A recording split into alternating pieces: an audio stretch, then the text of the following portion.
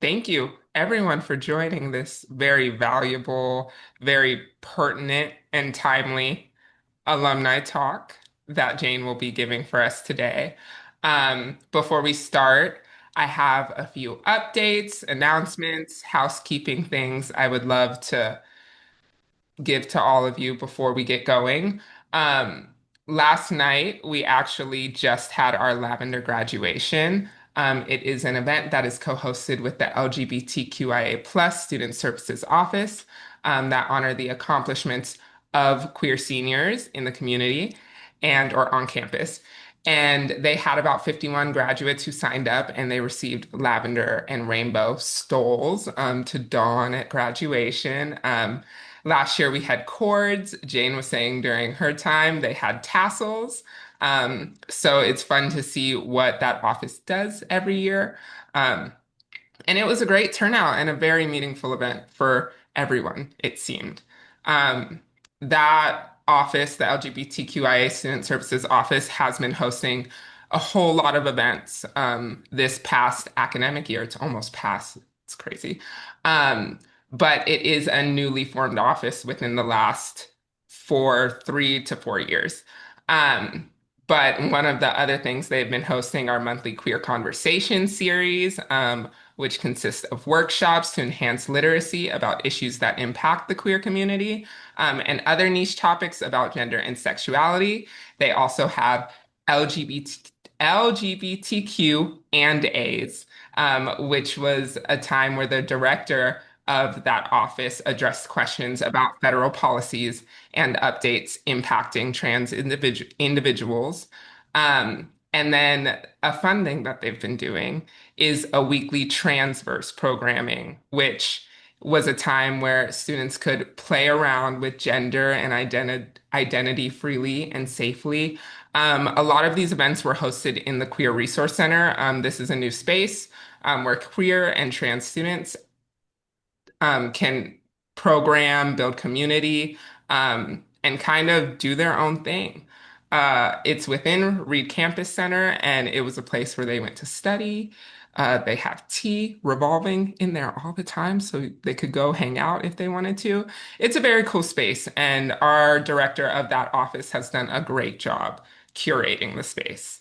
Um, Other announcements, as you know, like we mentioned to some of you, commencement season. So May 25th is commencement this year. Our commencement speaker is the former National Parks Service Director, Chuck Sams. He is going to do great. He's a very awesome person to have this year, and I'm very excited to hear him speak. Um, and another thing, this event that is being hosted right now with the wonderful Jane, and if you can pin her little, I've heard them called Hollywood squares, but you can pin her to to your Zoom so that it is kind of in that webinar format.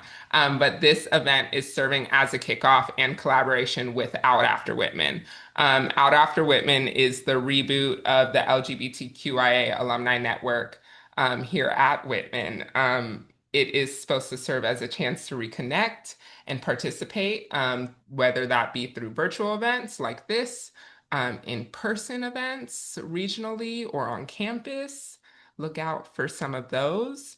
Um, and we are currently building out the planning committee for that network. So if anybody is interested, I will leave the form in the Google chat.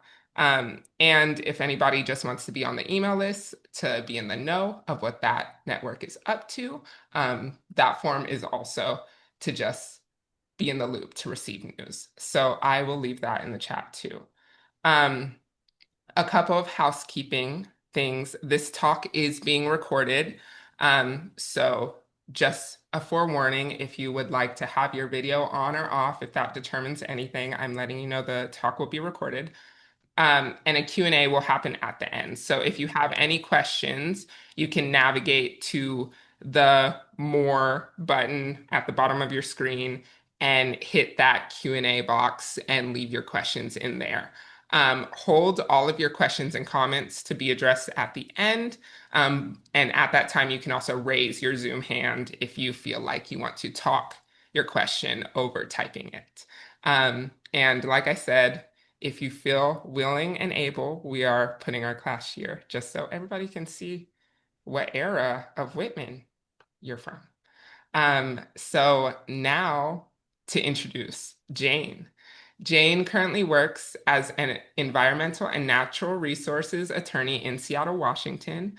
In addition to that work, she serves on the governing board for the QLaw Foundation, which is an organization that provides legal advocacy and education and assistance to 2S LGBTQIA plus Washingtonians. Jane also maintains her pro bono practice in partnership with the Transgender Law Center. She's also a Whitman Alumni Association board member. So we get to see her in person every year, multiple times a year, if we're lucky. And so I'll pass it to Jane to do her thing. Awesome. Thank you. I'm going to share my screen.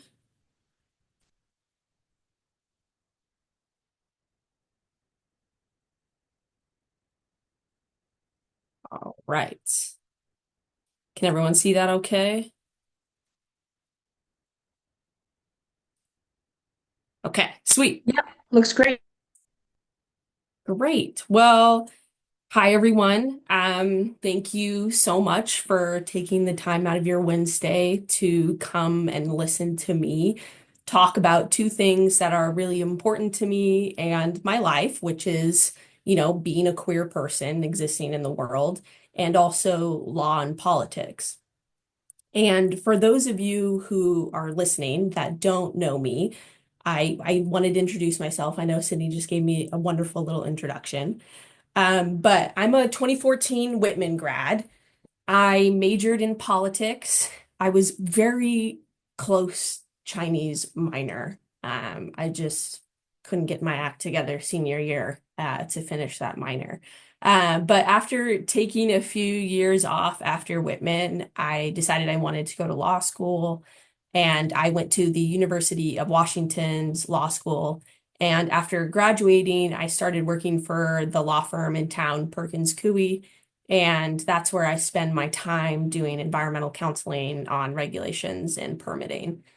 And so my day job as a regulatory lawyer, I don't really get to delve into the queer space a lot.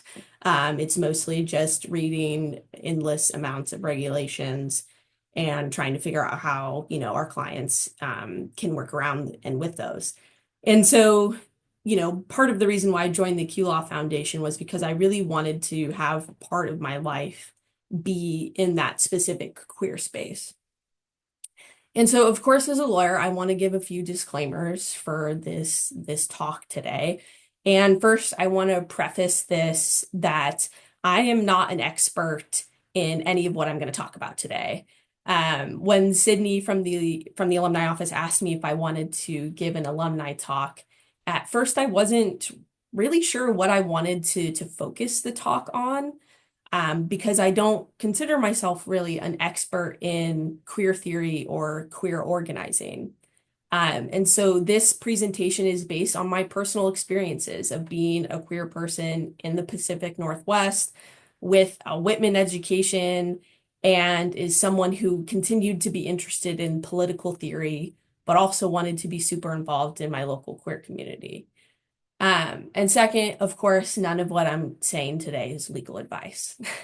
Not that I'm going to be spewing a lot of legal advice anyways, but even if I did, it's not legal advice. Okay, Okay, so I need some help on my taxes, FYI. don't talk to me about that. You sure don't want to talk to me about your taxes. I took one income tax class in law school and it was a nightmare. Um, okay, so why this topic? Why are we talking about being queer and law and politics? Why this topic and why now? I don't know about anyone else on this call, but things have been pretty tough lately in the state of our world. I feel like every day there is some news story or something that the Trump administration has done, or some story about a state level proposed bill that, will destroy the rights of someone, some group, an individual, etc. it's kind of like we're consistently drinking from a fire hose with information. And I'm going to get into this a little bit later, but this chaos is by design. It's not a mistake, and it's a very intentional act um, by this federal administration. Okay, so one thing I wanted to touch on too is executive orders more generally. We hear a lot about them today, and certainly in Trump's first 100 days, we were subject to an onslaught of federal anti-LGBTQIA plus executive orders. And the reason why we hear so much about executive orders nowadays, in my opinion, is mostly because our legislative branch of government, Congress, is essentially a dysfunctional body that cannot get its act together to actually make laws. And so presidents and from both sides of the political spectrum have to rely on these executive orders to really get any sort of their policy making done. And so this is why we see a flurry of them, mostly at the beginning of administration changes when, they're trying to undo what the previous administration had done. And so on a broad scale, stepping back, what is an executive order? It's really just a signed, written, and published directive from the president um, that manages the federal government, manages federal agencies. And this authority stems from Article 2 of the US Constitution. And I promise I'm not going to get too deep into this. This isn't a con law class. But the authority for executive orders come from Article 2 of the US Constitution and from the president's duty to, quote, make sure the laws be faithfully executed. And you'll see that executive orders are explicitly directed at federal agencies and sub-agencies, like the Department of Labor and the Equal Employment Opportunity Commission, or in my day-to-day work life, the Secretary of the Interior, the Environmental Protection Agency. And that's because these federal agencies are housed under the executive branch of government. And importantly, executive orders are not legislation. They're not, quote unquote, new law.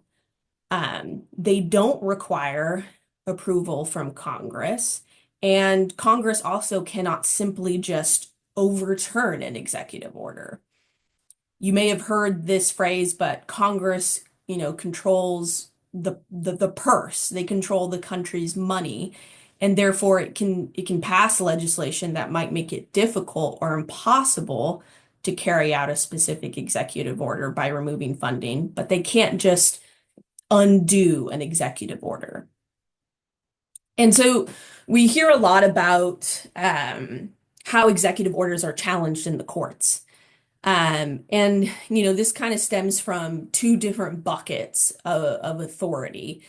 And because an executive order doesn't create new law, it has to derive its action from an already existing statute. And that's because Congress is the branch of our government under Article 1 that makes laws. And then the president has to faithfully execute those. And that's where that kind of authority stems from. But the president also has constitutionally enumerated presidential powers. And these are powers that are enumerated in the Constitution under Article 2. And so the president can rely on its siloed Article 2 authority to pass, or not to pass, to execute an executive order. It's a bit complicated, but I wanted to give you all kind of a lay of the land of like what executive orders are. When you hear about something being challenged, what exactly are they challenging? And essentially, the president cannot make law, cannot make new law with an executive authority, because that would encroach upon Congress's constitutional authority under Article 1. And a legal challenge can also say, hey, this executive order violates the Constitution. This executive order violates the 14th Amendment's equal protection clause or violates freedom of speech, those types of things. So those are the big kind of legal buckets you see is either, hey, this executive order goes too far and he doesn't have the authority to do it, or this executive order violates the Constitution in some other way. Okay, moving away from that mini con law lesson into, um, what are some of the executive orders we have seen in the first 100 days related to LGBTQIA issues? And I personally didn't want to count the exact number of executive orders that Trump has issued in his first 100 days, or even those specific to anti-LGBTQIA issues in his agenda. But there are some really great trackers out there if that's something that you're interested in. Whether or not that's just any executive order. And I know that GLAAD, the organization, has a really great tracker that follows all the executive actions, so not just executive orders related to LGBTQIA plus issues. And so this is where I got these items on the list here. I got this from GLAAD's tracker. And I wanted to specifically list out some of the executive orders on LGBTQIA plus issues because some of them do get lost in the noise of this administration, which again is by design. The news has covered some of these executive orders. You'll see some of them on here, like those relating to DEI programs and initiatives and transgender healthcare. Those are ones that are really covered by the news. But then there are some executive orders, like the one that directs the Federal Bureau of Prisons to move transgender women into administrative isolation or even back to men's prisons. And that executive order essentially halted all recommendations of gender affirming care for those who are incarcerated in federal prison facilities. And that, didn't get a whole lot of news coverage. But there is an ongoing class action that was filed, I believe, by the ACLU against that executive order. So work is being done for these executive orders and challenging them. But again, it's by design, which ones rise to the top of the pile, which ones fall from our news coverage. All right. And so I talked about this a little bit before, but the chaos by design. I know for myself, I don't have news alerts on my phone anymore because it was getting overwhelming with the amount of just pure chaos that was happening on a day-to-day basis.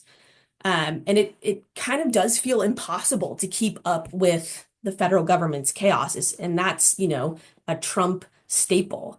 And it's exactly by design. Chaos is a specific political strategy to make it difficult for you, for groups, for the news media to keep track of what is exactly going on. And so you may have heard, I think it was, Steve Bannon or something gave an interview in Trump's first administration talking about flooding the zone and how this is actually an intentional political strategy. And this is what we are feeling and experiencing right now. It's an absolute fire hose of executive orders, controversial and sometimes internally inconsistent statements from the administration or people within the administration, and other bait and switch messaging techniques. And this creates confusion all around, and the news media can't keep up and oftentimes takes the bait. We feel confused, angry, upset, and just exhausted trying to keep up with the chaos and the noise.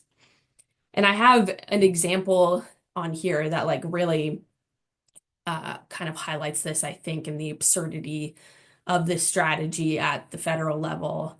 In early February of this year, during the Super Bowl, actually during the game, when most people are watching their televisions and not really, paying attention to anything, Trump posted on his social media platform that he was going to get rid of the penny. He didn't, lay out a plan, didn't is just kind of a two-sentence social media post that he was going to get rid of the penny. And Trump's mechanism of stating his intention to get rid of the penny via social media created the exact amount of chaos to rile up news outlets into publishing multiple stories about it. Not only about, whether or not it's a legitimate argument to get rid of the penny, but also what sort of executive authority stems from a social media post, and things like that, and meanwhile, the very next day, Trump publishes an executive order that targeted essential health care for trans youth. And so things get lost in the noise, and it's easy to pick up on these cheap distractions, like, renaming the Gulf of Mexico to the Gulf of America. It's absurd and it's by design. It's strategic chaos in action. And sadly, it's not really isolated to the Trump administration, his agencies, state and local politicians are implementing this very same strategy, but on a smaller scale. So what do we do? How do we not feel just like utterly hopeless and lost in this? And how do we stay engaged and connected and supporting our communities when we know that, bad things are happening? What can we do to help? And so this wouldn't be a Whitman presentation without, a discussion of queer political theory. And when I was thinking about our dilemma right now, right? Of this tension that we feel between, being queer, wanting to support our communities, and then feeling helpless with what's going on at the federal level and even at the state level in some places. I think about the struggle between queer theory and the concept of what we call, quote, the state. And again, I'm not an expert in this, I'm not a queer theorist. I'm a lawyer living in Seattle, but I have read a lot of publications and books over time, and I think it's a really interesting topic. And I think it sheds a lot of light on what we're all feeling right now. And so I wanted to kind of share a little bit of this theory with you to sort of highlight, the overall scope of this presentation. And so it's this tension of we need the state. We need the state for certain things, but we also see the state as this power structure that can and often does inflict a lot of harm and sometimes violence on people, especially people of color, women, LGBTQIA folks, Native peoples, and so on. And so when I started thinking about this, it was kind of like, well, what's the starting point? And I started with, well, what is queerness? What does this mean? And what is the state? What is state power? I wanted to define all of these terms.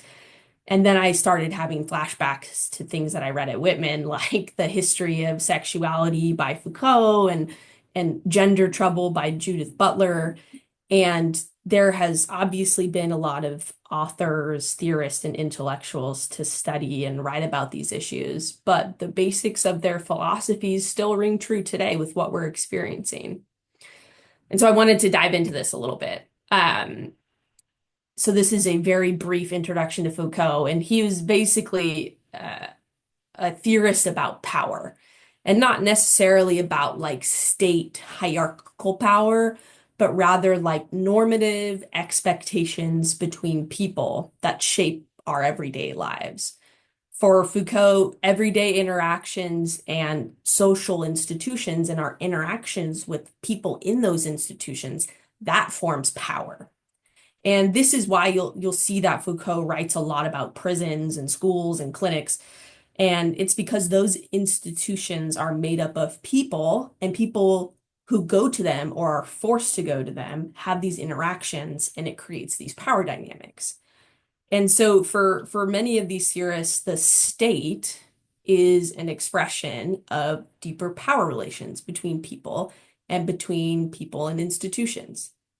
And of course, this is like super abstract, and I think generally highlights the tension that we always have between this like abstract theory and our lived realities on the ground.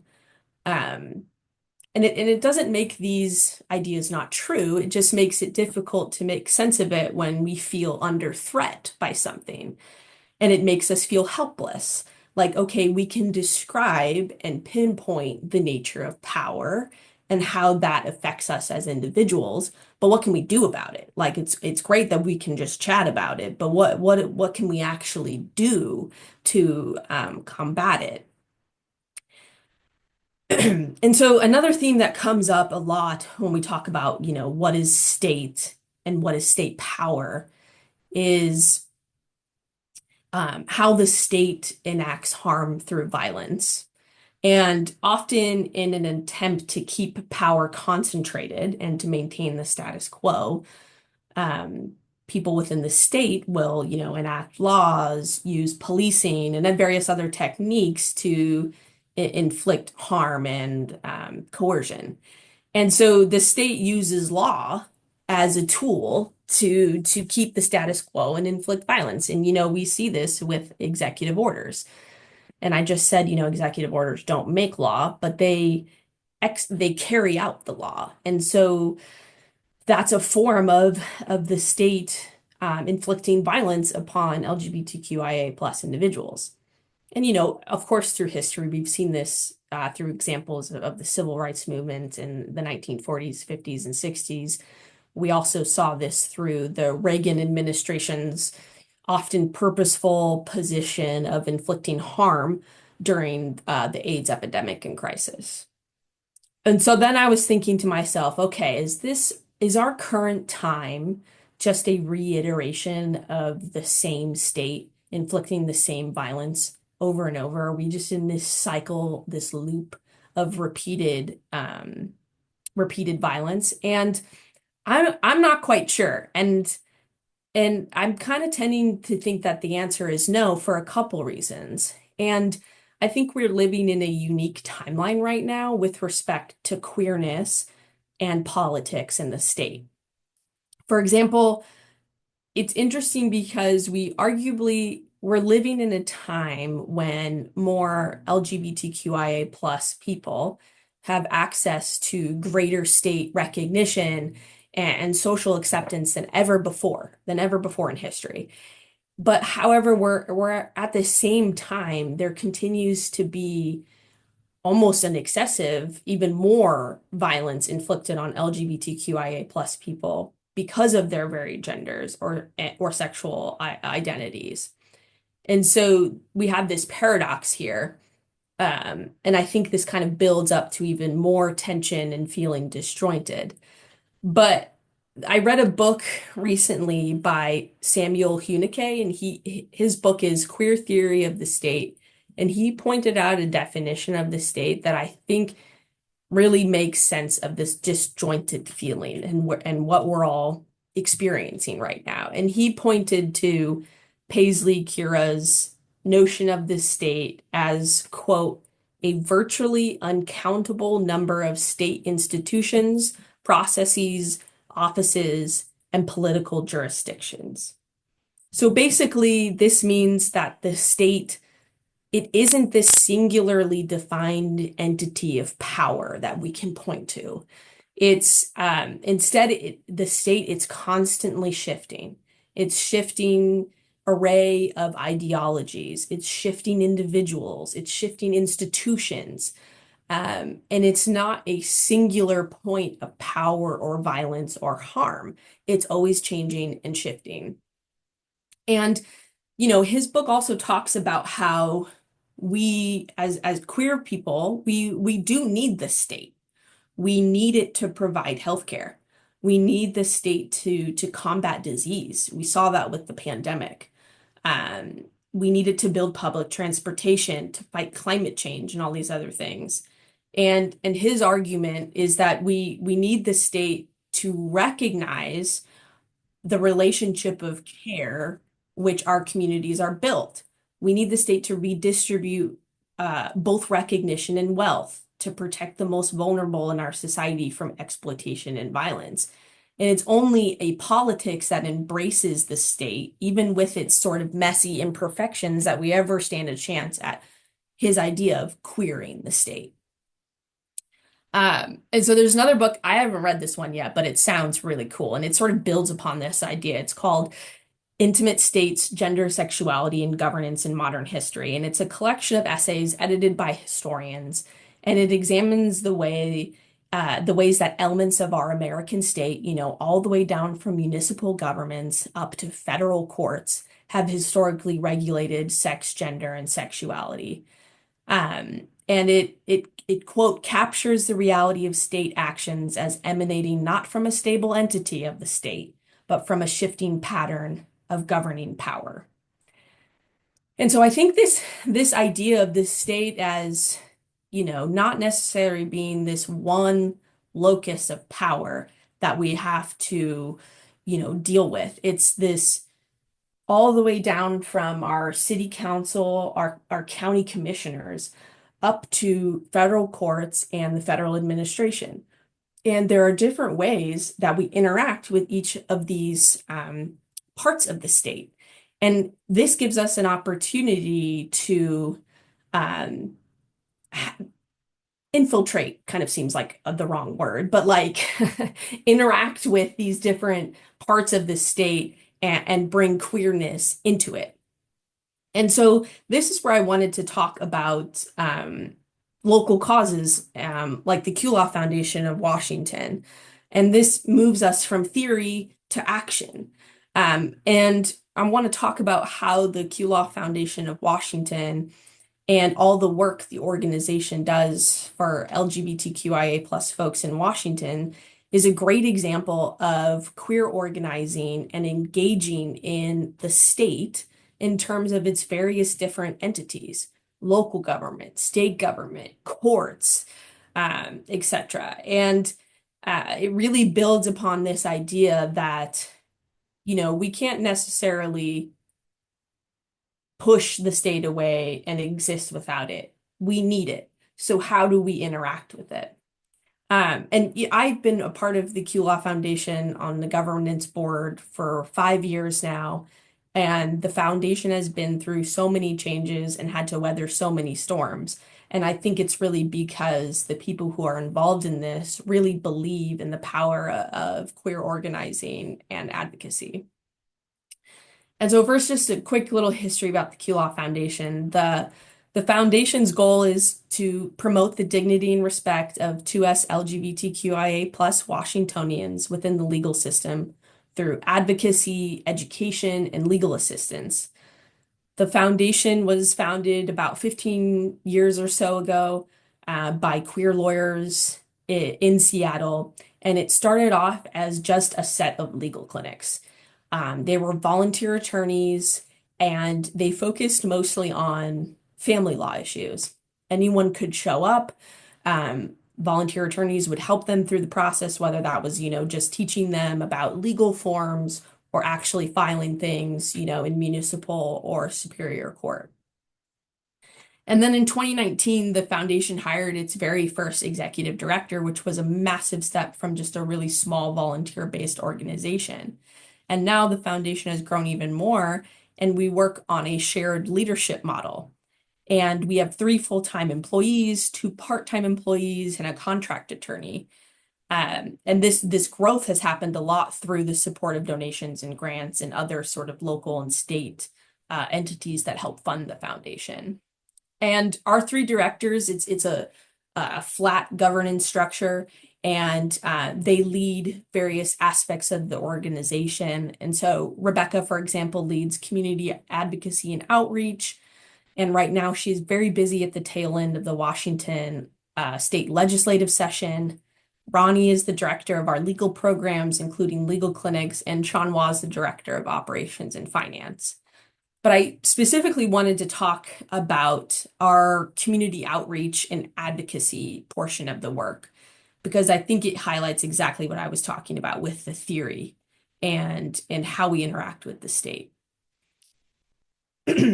And so for the Washington 2025 legislative session that is just sort of wrapping up now, the foundation through Rebecca's work, sort of created four main priorities that we wanted to focus on and drive our outreach. And these aren't like solely queer problems, right? These are, for example, our first one was the right to bodily autonomy and self-expression. The second one is safe and inclusive schools for students and educators. The third goal was access to affordable and stable housing. And finally, the last one was access to high quality, affordable healthcare. So these aren't solely queer issues, but they deeply impact our queer community. And so Rebecca's work was basically tracking the legislative session and all the bills going through the state house and Senate chambers. If there was something that she thought hit on one of our four priorities, she would make sure that QLaw Foundation was a part of the conversation, whether that was through having conversations with lawmakers, organizing testimony. I know there were a couple bills floating around regarding students and effects on trans students. And so Rebecca really organized a great group of people and parents and students themselves to give testimony on this. Um, and so rent stabilization is another great example of this. There was a Washington House and Senate bill that the foundation was tracking and had been tracking for several years as we were trying to get this passed in Washington state. And there was a lot of internal House Senate back and forth on what percentage cap should be placed on rent increases. And the QLaw Foundation and other organizations like Legal Voice um, formed this coalition that really started acting as one almost. And it was really great to see, this mobilization to try and get this bill passed. And it ended up passing. And so it was really great to see. And there were many other bills that Rebecca was working on and tracking. And the foundation also provides a variety of workshops and presentations to give individuals the tools to interact with state systems themselves, whether that's giving you the tools to call your senators or your congresspeople, giving you the tools to go and file something that you need to file in court, or giving you the tools to appeal a healthcare insurance decision. And another great example of this was in early February, we held a virtual workshop about passport gender markers. And so we had two local attorneys in Seattle give this workshop, and they basically broke down the changes that were made by the Trump administration and how to be as prepared as possible.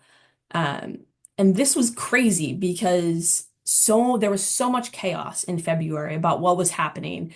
And there were so many people who had submitted passports from the previous administration that were still waiting and trying to get their gender markers changed. And the administration was holding on to passports and refusing to give them back.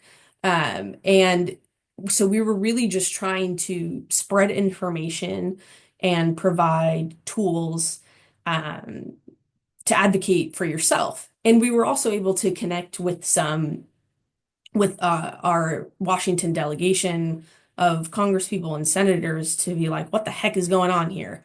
And how can we help your constituents get their passports back? So another example was a virtual webinar on healthcare rights. We had local lawyers and leaders in the field give presentations on various healthcare decision topics, including health directives, powers of attorney, travel letters, what to do when your health insurance denies coverage. And all of this is just part of education and opening access to these systems where, systemically we feel othered from. And so, the work that the QLaw Foundation does and engages in has a real positive impact on LGBTQIA plus people in Washington state, and helping them have the tools to engage with various arms, these shifting identities of what the state looks like. And so I want to end, my talk by just kind of putting out a local call for for you all to sort of figure out what, I don't know where everyone is right now on the call, to figure out which, local organizations are doing this type of work in your community. Because it's important. It makes you feel like you're part of something. And it sort of takes the edge off of, I feel helpless and there's nothing that I can do to change the way, the Trump administration is acting. Um, it, it's true, but we have to remember that the Trump administration is not the singular focus of what this state is. There are many different ways that we can engage with this state. And a lot of great people are out there doing this work right now. Um, so yeah, that's what I kind of wanted to end on, and I'll stop sharing my screen and we can chat about it. Like I said, I'm not an expert, so if we just want to talk, that's chill too. Um, so yeah, thanks for letting me talk at you. Thank you, Jane. And if anybody has any questions, now's the time. Also, that reminds me, yeah, the passport thing is a big concern right now. Today, there was some advice that went out from our Inclusive Excellence Office about knowing your rights, going through TSA, and dealing with your Yeah, passport and all of that stuff. yeah, I've had some friends travel back from abroad, and going through TSA, as a person of color who's queer is scary. And what was some advice, that we could give him? Dana? Um, Hi Jane. One of the like threads that I was following that I really admire in your sort of path is the way that you like do work in your community while also having a full-time job that doesn't necessarily like 100% mesh with that advocacy. And I'm wondering if you have advice for folks who are wanting to get more involved in queer advocacy and community who maybe also don't have like a ton of free time. Yeah, that's a great point. Um, my choices were very intentional in that when I was going through law school, somebody gave me the advice of, your job can be everything that you believe in and everything you hold dear and your morals and everything like that. And for me, I was like, that sounds a little intense. I don't know if I want, my job to be what I am like passionate about as me, Jane, the person. And so I mean, I do love my job, but like it doesn't really hit on these queer issues that are very important to me. And so I very intentionally sought out, what is something I could do in the legal field since that's kind of where I feel comfortable in. Um, and QLaw was just this perfect fit. It does take up some extra time for sure, but it sort of feeds that part of my soul that I don't get from my work necessarily. Um, and my work feeds another part of my soul that I like, really love being a legal nerd and I like what I do, and that's great, but it's not this like me as Jane, the person. Thanks, Dana.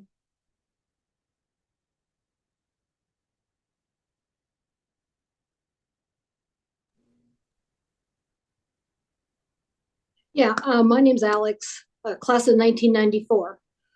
Um, there we go.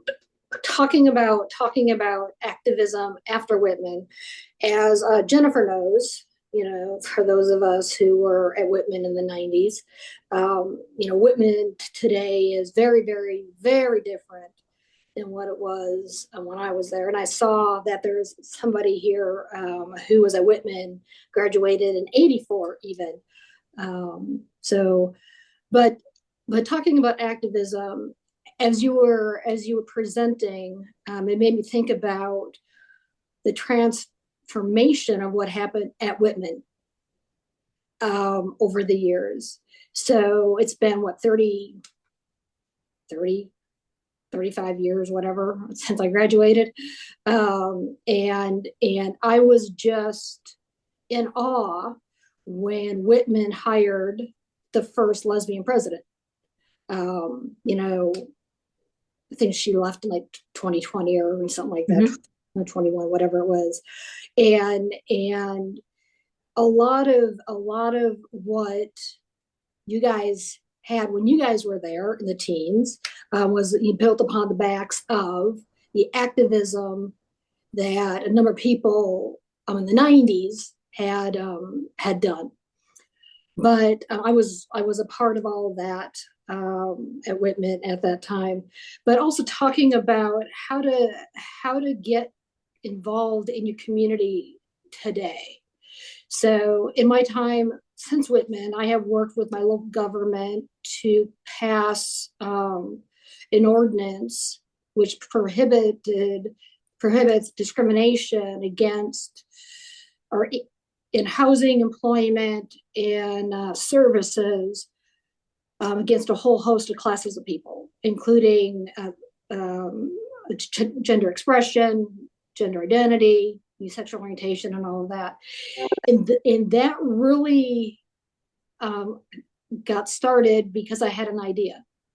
And then I went and talked to somebody. And then they were interested in it. And then it blew up, and we ended up having a really large committee. And then we worked with city council members in order to pass the ordinance. And I lived, and at that time, our city council was all Republican, except for one person. And we passed it with a Republican city council. So I guess just what I want to put out here too is that if you see a problem in your community, that you can approach the state, if you will, and work within the parameters of the state to change the state to address whatever your need is. It is possible. It's a lot easier at the local level than it is at the state level, obviously, or even at the federal level, but change is possible. And then I also wanted to say too, that your talk is the epitome of a Whitman talk. Who else would reference Foucault? I read Foucault way back in the day when I was working on my whatever it was in the history program at that time. So I got a little chuckle to that. Yeah, it's my deranged Whitman brain. But I think you bring up a great point, Alex. And I was reading, when I was at Whitman with I took Professor Beachy's queer politics class, and we read a lot about, a lot of things, but about ACT UP. And ACT UP wasn't just, resistance we see, organized resistance we see out on the street, doing very coordinated demonstrations and sit-ins and lock-ins and things like that. There was another realm of an arm of ACT UP that basically was trying to infiltrate government and into government positions to put queer people, gay people into those positions to be, at the seat, what is it? A seat at the table, basically. Mm-hmm. And that's, I think I often think of ACT UP as like quintessential organizing you see on the ground. And that's why I get so upset when I see like really weak demonstrations. Like, what was it at the State of the Union when Congress people wore pink? I'm like, what are we doing? You're still going to the freaking speech. At least do something else. Just wear pink. That does nothing. And so, I think it's important to remember that there are two sides to that coin, and what you were saying, that kind of reminded me of that. And there certainly is a lot of opportunity to work within the system, of which I've made changes within. I work in government, and I worked in government pretty much all of my adult life, and there are small ways which you can make changes, like looking at policies in your workplace. Are your policies inclusive? Right. I've made changes in policy at my employers. You can work with your local governments. You can use all of the levers of democracy to do stuff like what ACT UP did, right? It's like you got your First Amendment, you got your freedom of speech, you've got all that stuff. But what we also, I think, need to understand here is that we do live in a democracy, and we've got these rules of democracy that we need to, one, understand, because not everybody understands government. And then how do we use the tools of the state, because the state also uses democracy? How do we use those tools to advocate and to make change so that we are not marginalized? There are a number of tools available to us as constituents of the state, in the Constitution, in the laws, and using all of those same tools in the same system is certainly another option. We'll do Arthur and then Cynthia, if you still have a question, Arthur. Yeah, I do. Thanks, Jane, for a great talk. Thanks, Hello, good to Anthony. see Bye. my former ASWAC colleague. I had a question about kind of the context of all of this within democratic politics. I know that as we often see following the presidential election, there's been a move from some of the more moderate factions of the Democratic Party to say, oh, we lost because of trans issues. We lost because of, this Trump commercial about, Kamala is for they, them, not for you. And this Right. move to say, we've gone too far. We have to go back on sports. We have to go back on, these other issues. I'm curious what thoughts you have on if you found effective ways to make the case for, continuing to center and prioritize these politics and the importance of these human rights to those who are looking to jettison them from the coalition. Yeah, I have a lot of thoughts about that. Probably some of them are not appropriate on a recorded screen. But I first of all, I think the argument of like, oh, we lost because we went too far left is just factually not true. Um, I think if we actually look at polling or look at certain districts where um, Kamala lost and Trump won, it was on these more radical issues of Kamala not going far enough left and people voting against her because of that. And I think, and maybe this gets into a conversation of, are we just moving so far extreme on either side? How do we deal with that? But there's always going to be backlash movement to any sort of step forward in the name of progress. And you just have to keep centering it. And that's kind of what we focus on with the QLaw Foundation is, people want progressive policies. And I think on the national level, I don't know how you message that appropriately. But people want to be supported by the state. They want to feel seen and heard and recognized. And I think the problem is that the Democrats didn't do that well enough, to be honest.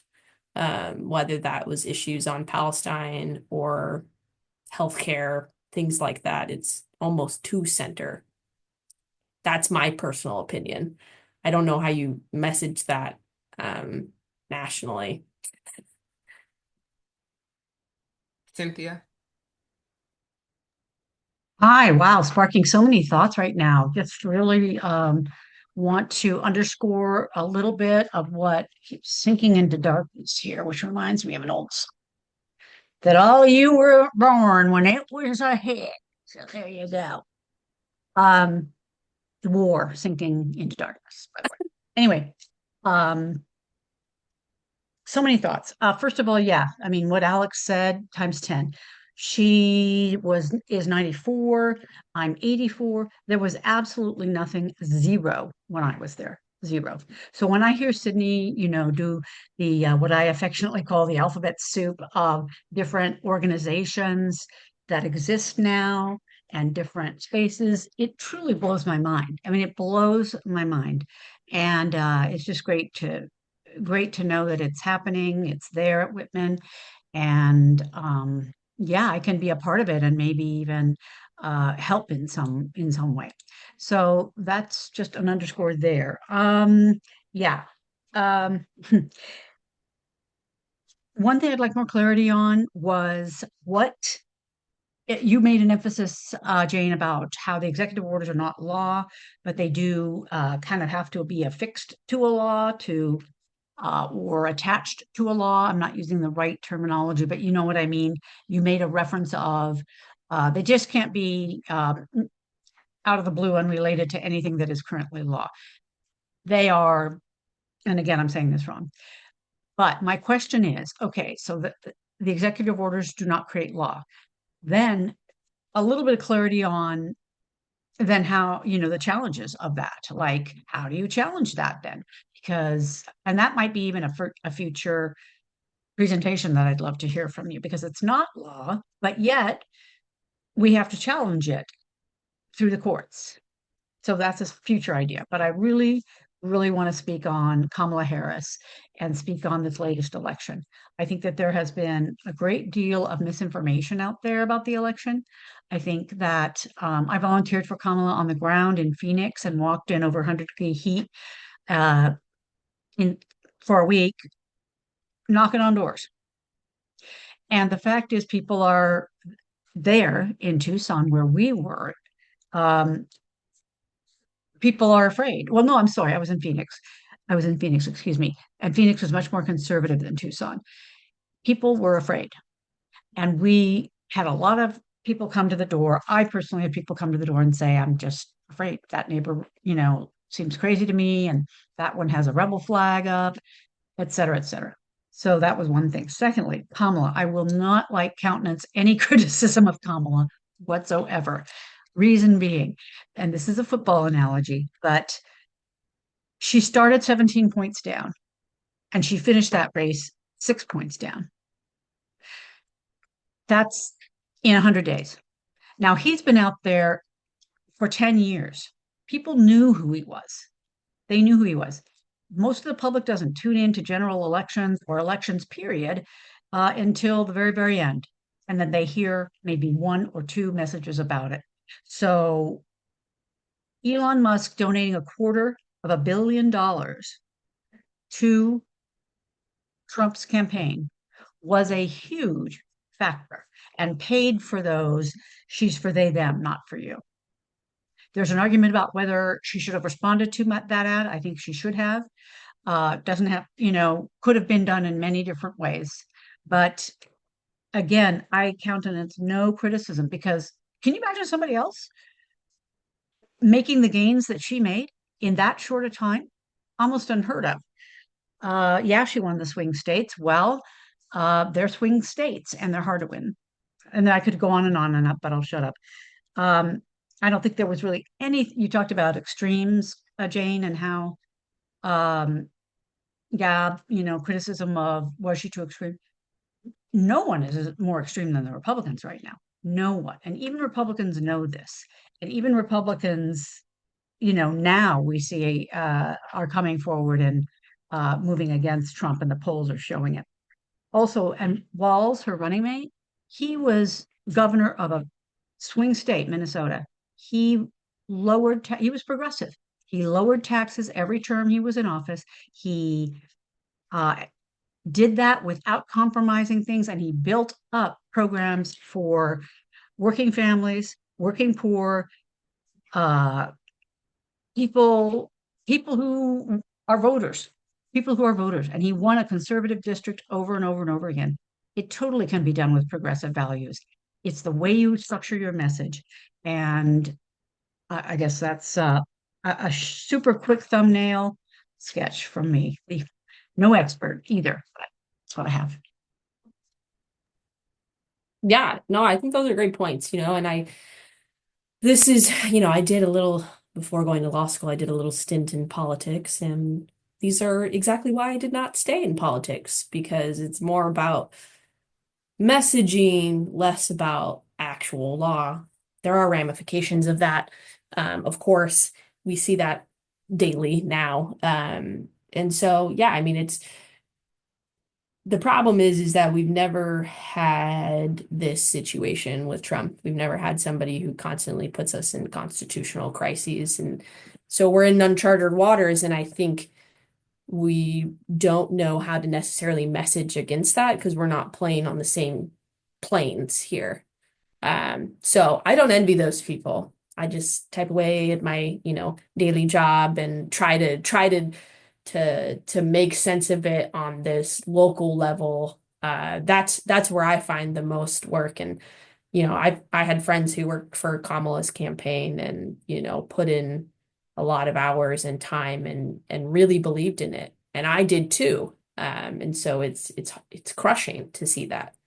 But I wanted to get back to the executive orders, not law, and this kind of gets to Zoe's question too. So backing up, we have three branches of government. We have Congress, they pass legislation, those are laws. Those are what we call statutes. Um, we have in my line of work, it's all environmental stuff. So we have the Clean Water Act, we have the Clean Air Act. Those are statutes, those are law. And then we have Article 2, which is the president, the executive, and the federal agencies like the Environmental Protection Agency, the Department of Education, those types of agencies and sub-agencies, those are under the executive. And then we have Article 3, those are courts. We don't need to talk about them right now. So Congress makes laws, they pass statutes. And the president can use executive orders to sort of further those laws. And so when I say executive orders aren't law, they don't create law. They're basically just directives. So the president issues an executive order directing XYZ agency to act in XYZ behavior, manner, whatever sort of policy agenda they have. And so an example of this that is in my work that I use is, there's like the Outer Continental Shelf Land Act or something like that, right? That exists. Congress passed that law.